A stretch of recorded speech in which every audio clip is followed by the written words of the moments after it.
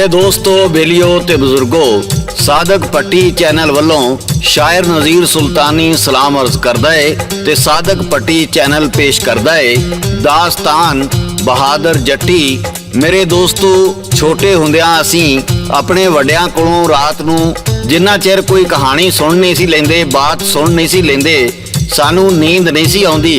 साडे बुजुर्ग भावां सारी दिहाड़ी दे थके हुंदे सन, ਉਹ ਰਜ਼ਾਈ ਵਿੱਚ ਬਹਿ ਕੇ ਸਾਨੂੰ ਆਪਣੇ ਨਾਲ ਬਿਠਾ ਕੇ ਜਦੋਂ ਕਹਾਣੀ ਸੁਣਾਉਂਦੇ, ਉਹਨਾਂ ਦੀ ਮਿੱਠੀ ਮਿੱਠੀ ਆਵਾਜ਼ ਵਿੱਚ ਅਸੀਂ ਕਹਾਣੀ ਸੁਣਦੇ ਸੁਣਦੇ ਸੌਂ ਜਾਂਦੇ। ਜੇ ਕਹਾਣੀ ਪੂਰੀ ਨਾ ਸੁਣ ਸਕਦੇ ਤੇ ਫਿਰ ਦੂਜੇ ਦਿਨ ਦੁਬਾਰਾ ਉੱਥੋਂ ਹੀ ਕਹਾਣੀ ਸੁਣਨ ਲਈ ਜ਼ਿੱਦ ਕਰਦੇ। ਮੇਰੇ ਦੋਸਤੋ, ਉਹ ਜ਼ਮਾਨੇ ਬੜੇ ਚੰਗੇ ਸਨ। ਉਦੋਂ ਬਜ਼ੁਰਗਾਂ ਕੋਲ ਵੀ ਟਾਈਮ ਹੁੰਦਾ ਸੀ, ਬਜ਼ੁਰਗ ਵੀ ਬੱਚਿਆਂ ਨੂੰ ਟਾਈਮ ਦਿੰਦੇ ਸੀ, ਬੱਚੇ ਵੀ ਬਜ਼ੁਰਗਾਂ ਦੇ ਨੇੜੇ ਹੁੰਦੇ ਸੀ। ਪਰ ਅੱਜ ਦੇ ਜ਼ਮਾਨੇ ਵਿੱਚ ਬੱਚਿਆਂ ਕੋਲ ਮੋਬਾਈਲ ਹੁੰਦੇ ਨੇ, ਬੱਚੇ ਆਪਣੀਆਂ ਰਜ਼ਾਈਆਂ 'ਚ ਮੂੰਹ ਦੇ ਕੇ ਬੈਠੇ ਹੁੰਦੇ ਨੇ, ਬਾਬੇ ਆਪਣੇ ਹੁੱਕੇ ਨਾਲ ਧਿਆਨੇ ਲੱਗੇ ਹੁੰਦੇ ਨੇ।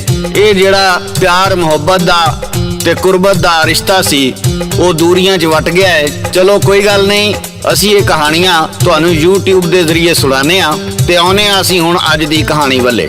ਇਹ ਇੱਕ ਬਹਾਦਰ ਜੱਟੀ ਦੀ ਕਹਾਣੀ ਹੈ ਜਿਹੜੀ ਤੁਹਾਨੂੰ ਅਸੀਂ ਸੁਣਾ ਰਹੇ ਹਾਂ। ਸਾਨੂੰ ਉਮੀਦ ਹੈ ਭਈ ਇਹ ਕਹਾਣੀ ਤੁਹਾਨੂੰ ਜ਼ਰੂਰ ਪਸੰਦ ਆਵੇਗੀ। ਜੇ ਕਹਾਣੀ ਪਸੰਦ ਆਵੇ ਤੇ ਆਪਣੇ ਕਮੈਂਟ ਵਿੱਚ ਜ਼ਰੂਰ ਦੱਸਣਾ। ਕਹਾਣੀ ਕੁਝ ਇੰਜ ਹੈ ਭਈ ਇੱਕ ਜੱਟ ਆਪਣੇ ਖੇਤ ਵਿੱਚ ਢੱਗਿਆਂ ਨਾਲ ਹਲ ਵਾਹੁਣ ਡਿਆ ਸੀ ਤੇ ਇੱਕ ਸ਼ੇਰ ਉਧਰ ਆ ਨਿਕਲਿਆ। ਸ਼ੇਰ ਬਹੁਤ ਭੁੱਖਾ ਸੀ। ਉਹ ਆ ਕੇ ਕਿਸਾਨ ਨੂੰ ਕਹਿਣ ਲੱਗਾ, ਬਈ ਇੱਕ ਢੱਗਾ ਮੈਨੂੰ ਦੇ ਦੇ, ਮੈਂ ਖਾਣਾ, ਮੈਨੂੰ ਭੁੱਖ ਲੱਗੀ ਏ। ਕਿਸਾਨ ਪਰੇਸ਼ਾਨ ਹੋ ਜਾਂਦਾ ਹੈ, ਸ਼ੇਰ ਕਿਵੇਂ ਕਹਿੰਦਾ ਹੈ ਤੇ ਅੱਗੋਂ ਜੱਟ ਕੀ ਕਹਿੰਦਾ ਹੈ।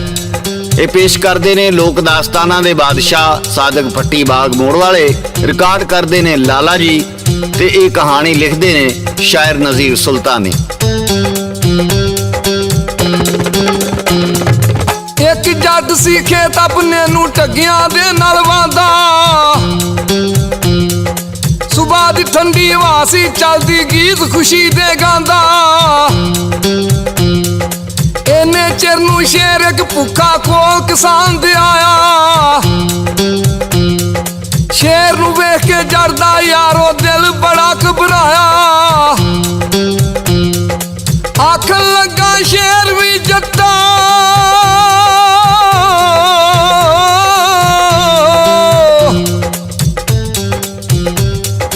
ਆਖਣ ਲੱਗਾ ਸ਼ੇਰ ਵੀ ਜੱਟਾ ਢੱਗਾ ਮੈਨੂੰ ਦੇ ਦੇ। ਕਰਕੇ ਖਾਵਾਂ ਸੁਬਾ ਮੈਨੂੰ ਟੋਟੇ ਸ਼ਾਰ ਮੈਂ ਦੇ। ਜੇ ਨਾ ਦੇਵੇ ਢੱਗਾ ਆਪਣਾ ਤੈਨੂੰ ਮਾਰ ਮਕਾਵਾਂ। ਫਿਰ ਮੈਂ ਤੇਰੇ ਦੋਵੇਂ ਢੱਗੇ ਰੱਜ ਕੇ ਸਜਣਾ ਖਾਵਾਂ।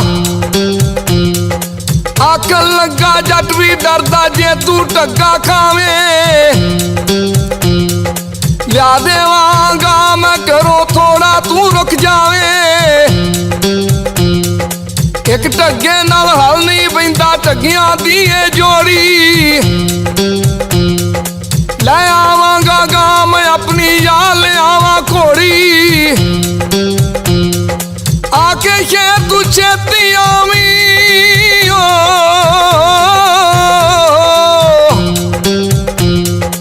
ਆਕੇ ਸ਼ੇਰ ਤੂੰ ਛੇਤੀ ਆਵੀਂ, ਦੇਰ ਜ਼ਰਾ ਨਾ ਲਾਵੀਂ। ਖਾ ਜਾਵਾਂਗਾ ਜੋੜੀ ਤੇਰੀ, ਫੇਰ ਨਾ ਤੂੰ ਪਛਤਾਵੀਂ। ਖਾ ਜਾਵਾਂਗਾ ਜੋੜੀ ਤੇਰੀ, ਫੇਰ ਨਾ ਤੂੰ ਪਛਤਾਵੀਂ। ਕਹਿੰਦਾ ਜੱਟ ਮੈਂ ਛੇਤੀ ਆਵਾਂ, ਦੇਰ ਜ਼ਰਾ ਨਾ ਲਾਵਾਂ। ਵੱਢ ਕੇ ਗਾ ਮੈਂ ਆਪਣੀ ਸ਼ੇਰਾ ਤੇਰੇ ਅੱਗੇ ਪਾਵਾਂ।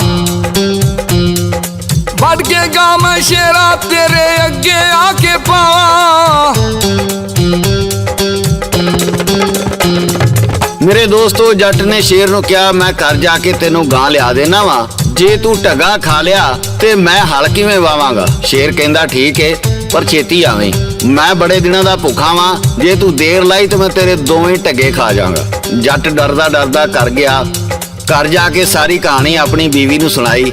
ਬੀਵੀ ਕਹਿਣ ਲੱਗੀ, ਜੱਟਾ ਤੂੰ ਕਿੱਡਾ ਬੇਵਕੂਫ ਹੈ, ਸ਼ੇਰ ਨਾਲ ਵਾਅਦਾ ਕਰ ਆਇਆ ਹੈ, ਜੇ ਤੂੰ ਗਾਂ ਲੈ ਗਿਆ ਤੇ ਸਾਡੇ ਬਾਲ ਦੁੱਧ ਕਿੱਥੋਂ ਪੀਣਗੇ। ਜੱਟ ਕਹਿੰਦਾ, ਜੇ ਉਹ ਢੱਗਾ ਖਾ ਗਿਆ ਤੇ ਮੈਂ ਹਲ ਕਿਵੇਂ ਵਾਵਾਂਗਾ। ਜੱਟੀ ਕਹਿਣ ਲੱਗੀ, ਤੂੰ ਜਾ ਕੇ ਸ਼ੇਰ ਨੂੰ ਕਹਿ ਮੇਰੀ ਬੀਵੀ ਤੇਰੇ ਲਈ ਇੱਕ ਸਿਹਤਮੰਦ ਘੋੜਾ ਲੈ ਕੇ ਆ ਰਹੀ ਏ ਤੇ ਬਾਕੀ ਮੈਂ ਆਪ ਨਿਬੜ ਲਾਂਗੀ। ਜੱਟ ਜਾ ਕੇ ਸ਼ੇਰ ਨੂੰ ਕੀ ਕਹਿੰਦਾ ਏ, ਜੱਟੀ ਕਿਵੇਂ ਜਾਂਦੀ ਏ, ਸਾਦਕ ਪੱਟੀ ਪੇਸ਼ ਕਰਦਾ ਹੈ। ਜਾ ਕੇ ਕਹਿੰਦਾ ਜੱਟ ਵੀ ਸ਼ਰਾਬੀ ਵੀ ਮੇਰੀ ਆਵੇ,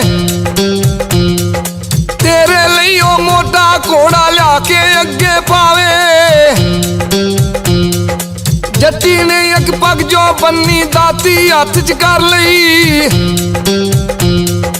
ਘੋੜੇ ਉੱਤੇ ਕੁਰਜੀ ਟੰਗ ਕੇ ਤੀਰਾਂ ਦੇ ਨਾਲ ਭਰ ਲਈ।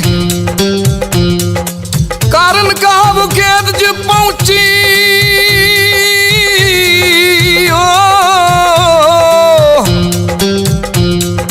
ਕਾਰਨ ਕਾਬੂ ਖੇਤ 'ਚ ਪਹੁੰਚੀ, ਉੱਚੀ ਰੌਲਾ ਪਾਉਂਦੀ।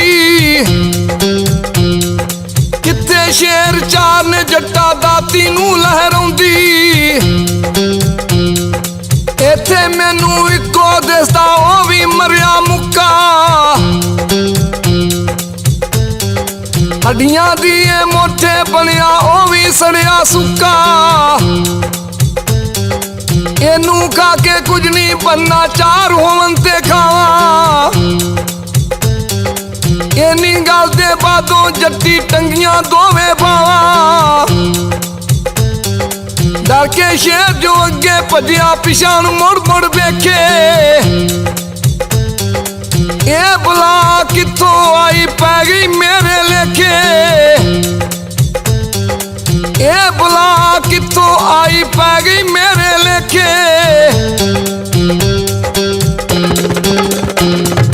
ਮੇਰੇ ਦੋਸਤੋ, ਇੱਕ ਗਿੱਦੜ ਜਿਹੜਾ ਲੋਕ ਕੇ ਸਾਰਾ ਮਾਜਰਾ ਵੇਖ ਰਿਹਾ ਸੀ, ਅੱਗੋਂ ਦੀ ਹੋ ਕੇ ਸ਼ੇਰ ਨੂੰ ਕਹਿਣ ਲੱਗਾ, ਜਾ ਓ ਸ਼ੇਰਾ, ਬੜਾ ਜੰਗਲ ਦਾ ਬਾਦਸ਼ਾਹ ਬਣਿਆ ਫਿਰਨਾ ਹੈ, ਇੱਕ ਜ਼ਨਾਨੀ ਕੋਲੋਂ ਡਰ ਕੇ ਭੱਜ ਗਿਆ ਹੈ। ਸ਼ੇਰ ਕਹਿੰਦਾ ਉਹ ਜ਼ਨਾਨੀ ਨਹੀਂ, ਡੈਣ ਏ। ਗਿੱਦੜ ਕਹਿੰਦਾ ਤੂੰ ਮੇਰੇ ਨਾਲ ਚੱਲ, ਮੈਂ ਤੈਨੂੰ ਵਿਖਾਉਣਾ ਵਾ, ਉਹ ਡੈਣ ਨਹੀਂ ਜ਼ਨਾਨੀ ਏ। ਸ਼ੇਰ ਕਹਿੰਦਾ ਇੱਕ ਸ਼ਰਤ ਤੇ। ਗਿੱਦੜ ਕਹਿੰਦਾ ਉਹ ਕਿਹੜੀ? ਸ਼ੇਰ ਕਹਿੰਦਾ ਤੂੰ ਆਪਣੀ ਪੂਛ ਮੇਰੀ ਪੂਛ ਨਾਲ ਬੰਨ। ਗਿੱਦੜ ਕਹਿੰਦਾ ਉਹ ਕਿਉਂ? ਸ਼ੇਰ ਕਹਿੰਦਾ ਤੇਰਾ ਕੀ ਪਤਾ, ਤੂੰ ਮੈਨੂੰ ਫਸਾ ਕੇ ਆਪ ਭੱਜ ਜਾਵੇਂ। ਜੇ ਨਸਾਂਗੇ ਤੇ ਦੋਵੇਂ ਨਸਾਂਗੇ, ਜੇ ਫਸਾਂਗੇ ਤੇ ਦੋਵੇਂ ਫਸਾਂਗੇ। ਗਿੱਦੜ ਨੇ ਮਜਬੂਰਨ ਉਹਦੀ ਸ਼ਰਤ ਮੰਨ ਲਈ। ਉਹਨਾਂ ਦੋਵਾਂ ਨੇ ਪੂਛਾਂ ਬੰਨ ਲਈਆਂ। ਜਦੋਂ ਜੱਟੀ ਦੇ ਨੇੜੇ ਗਏ, ਉਹਨੇ ਸ਼ੇਰ ਤੇ ਗਿੱਦੜ ਨੂੰ ਆਉਂਦਿਆਂ ਵੇਖਿਆ। ਜੱਟੀ ਕਹਿਣ ਲੱਗੀ, ਸ਼ਾਬਾਸ਼ ਗਿੱਦੜਾ, ਤੂੰ ਆਪਣਾ ਵਾਅਦਾ ਪੂਰਾ ਕਰ ਦਿੱਤਾ ਹੈ, ਇਹਨੂੰ ਪੂਛ ਨਾਲ ਬੰਨ ਲਿਆ। ਛੇਤੀ ਆਇਆ, ਮੈਨੂੰ ਆਪ ਬੜੀ ਭੁੱਖ ਲੱਗੀ ਏ। 4 ਸ਼ੇਰ ਖਾਣੇ ਸਨ, ਪਰ ਲੱਗਦਾ ਮੈਨੂੰ ਅੱਜ ਇੱਕੋ ਹੀ ਕਿਸਮਤ ਵਿੱਚ ਏ। ਉਹਨੇ ਇੰਨੀ ਗੱਲ ਕਹਿ ਕੇ ਆਪਣੀ ਦਾਤਰੀ ਹਵਾ ਵਿੱਚ ਲਹਿਰਾਈ ਤੇ ਸ਼ੇਰ ਫੇਰ ਭੱਜ ਪਿਆ ਤੇ ਗਿੱਦੜ ਨੂੰ ਵੀ ਘਸੀਟਦਾ ਲੈ ਗਿਆ। ਗਿੱਦੜ ਪਿੱਛੋਂ ਆਵਾਜ਼ਾਂ ਮਾਰੇ, ਸ਼ੇਰਾ ਰੁਕ ਜਾ, ਡੈਣ ਨਹੀਂ ਜ਼ਨਾਨੀ ਏ। ਸ਼ੇਰ ਕਹਿੰਦਾ ਤੂੰ ਮੈਨੂੰ ਮਰਵਾਉਣ ਲੱਗਾ ਸੀ, ਮੈਂ ਤੇਰਾ ਕਰ ਇਲਾਜ ਲੈਣਾ ਵਾ, ਤੂੰ ਵੀ ਉਹਦੇ ਨਾਲ ਰਲਿਆ ਹੈ, ਤਾਂ ਹੀ ਤੋਂ ਜ਼ਨਾਨੀ ਕਹਿੰਦੀ ਸੀ ਸ਼ੇਰ ਨੂੰ ਪੂਛੜ ਨਾਲ ਬੰਨ ਲਿਆ। ਉਹਨੇ ਆਖਿਆ ਉਹ ਝੂਠ ਬੋਲਦੀ ਸੀ। ਉਹਨੇ ਕਿਹਾ ਮੈਂ ਤੇਰੀ ਗੱਲ ਨਹੀਂ ਮੰਨਦਾ, ਤੂੰ ਭੱਜਣ ਵਾਲੀ ਗੱਲ ਕਰ। ਉਹ ਦੋਵੇਂ ਰੌਲਾ ਪਾਉਂਦੇ ਨੱਸ ਗਏ। ਇਸ ਤਰ੍ਹਾਂ ਬਹਾਦਰ ਜੱਟੀ ਦੀ ਅਕਲਮੰਦੀ ਦੀ ਵਜ੍ਹਾ ਤੋਂ ਢੱਗੇ ਬਚ ਗਏ। ਮੇਰੇ ਦੋਸਤੋ, ਇਹ ਸੀ ਸਾਡੀ ਅੱਜ ਦੀ ਕਹਾਣੀ। ਤੁਹਾਨੂੰ ਕਿਵੇਂ ਦੀ ਲੱਗੀ ਆਪਣੇ ਕਮੈਂਟਸ ਵਿੱਚ ਜ਼ਰੂਰ ਦੱਸਣਾ।